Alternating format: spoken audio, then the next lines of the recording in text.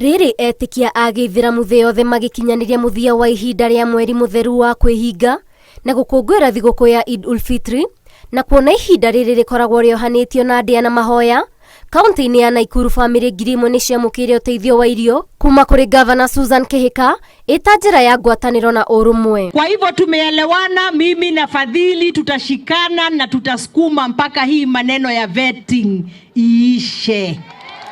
Si ndio hiyo? Tulisema hakuna first and second class citizens. Sisi wote ni wa Kenya.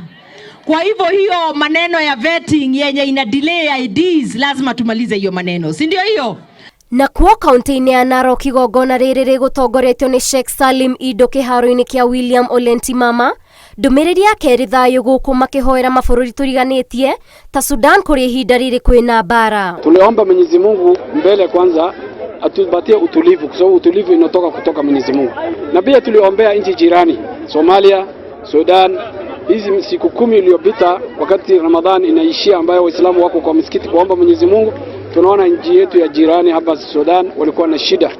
Na kuo kaunti-inĩ ya Kajiado, thirikari nene ya kaunti nĩ maheanĩte mũceregoni ya 50 mĩthigiti-inĩ ĩrĩa ĩrĩ gĩcigo-inĩ kĩa ũmbunge gĩa Kajiado ya rũgongo, arĩ ta ũteithio kũrĩ athiriti ya dini ĩno arĩa hinyĩrĩrĩku makĩria. Tumepeana gunia 50 kwa zile msikiti, but wale wengine tutawapea Saturday, ndio tutalaunch demo distribution ya general population na wale wengine.